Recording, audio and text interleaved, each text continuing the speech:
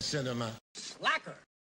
Hey there, Slackers. Brian from Cinema Slacker back again. I think I'm thinking of doing a fun little thing maybe once a month of showing you some of the new movies I've bought for the DVD collection. So I figured this might be kind of fun to show off some stuff. Now, I'm going to say only one of these I've actually seen before, and we'll start off with that one. Everything else is brand new watches for the most part. So we're going to see some interesting stuff.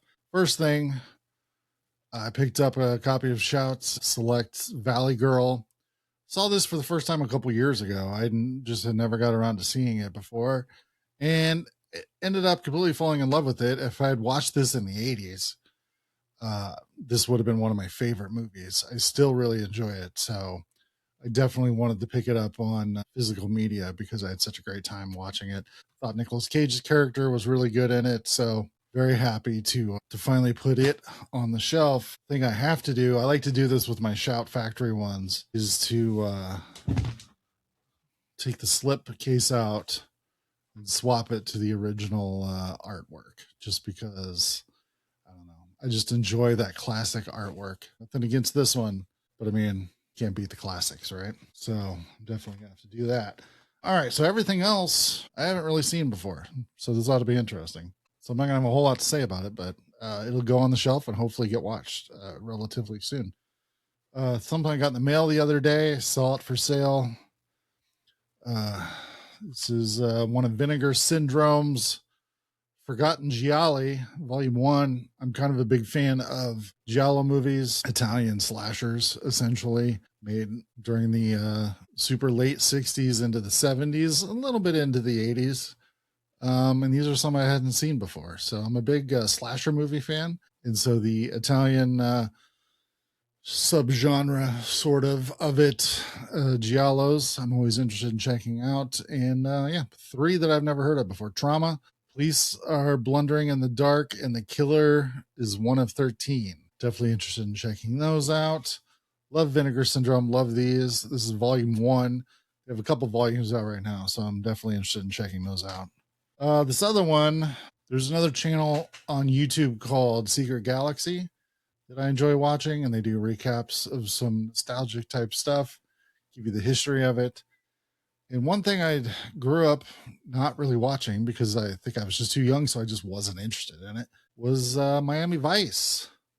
So I've never actually gone back and rewatched it. And the way he was describing sort of the overall plot that they had made, sort of the setup of the show and sort of what that was going to entail for the rest of the series, I'm like, that sounds really interesting. And I do enjoy like Michael Mann films. I'm a fan of his. So I thought it might be fun to go back and rewatch sort of his beginnings and where some of his style came from. So I figure I'd give Miami Vice a watch, the complete series. Found this at a friend's resale store for $30 for the entire series. Not bad. And from the looks on the description, it looks like they made sure that all the original music, because this show used to be stacked with music in the 80s. It was one of the things that kind of set it apart from others. So it looks like they were able to keep at least most of the music intact for it. So that's kind of how I wanted to watch it.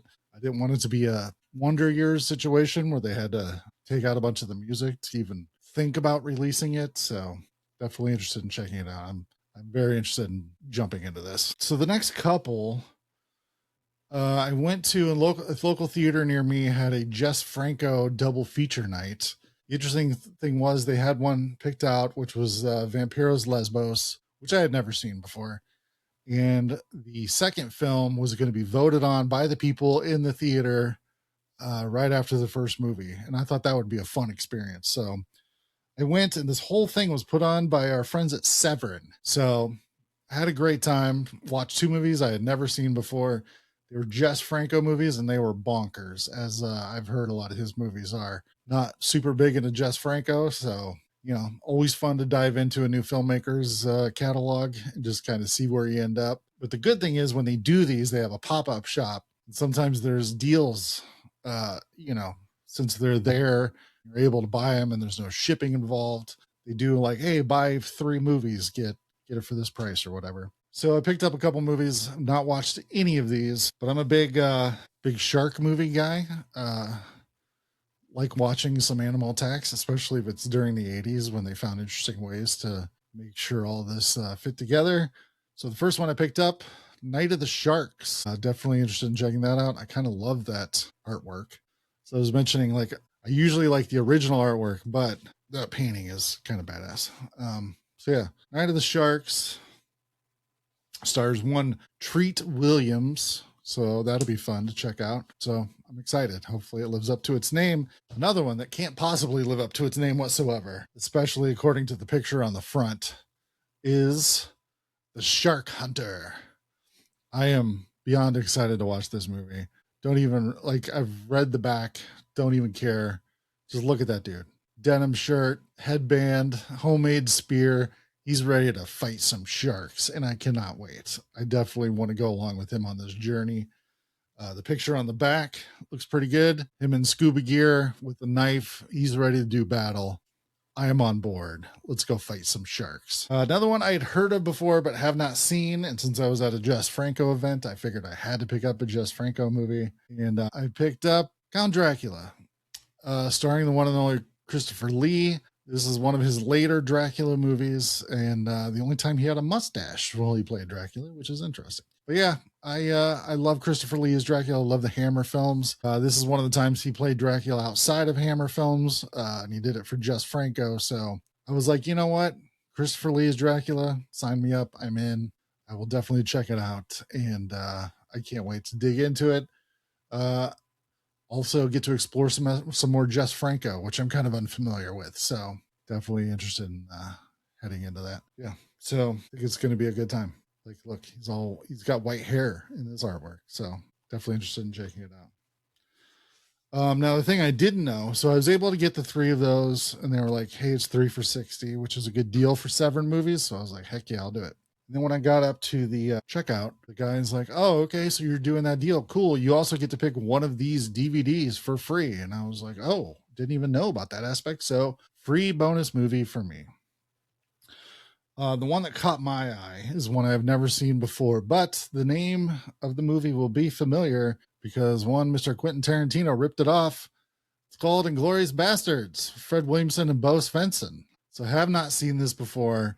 And to get it free on DVD, I was like, hell yeah, I will grab that, put it on my shelf next to my other version of Inglourious Bastards. Different story. Tarantino just used the name, changed the spelling slightly. And, so I'm definitely interested in checking it out. Looks like it's going to be fun. Folks at Severin always put out good releases. So I'm definitely interested in checking this out and see sort of how it holds up. I believe it's a 1970s movie. It's too dark for me to see on the back of the cover. But yeah, interested in checking this out. Can't wait. Not a bad free pickup. So glad to have it on the shelf. I was also at a flea market, and my girlfriend pointed this one out. I have a couple by the company Mill Creek.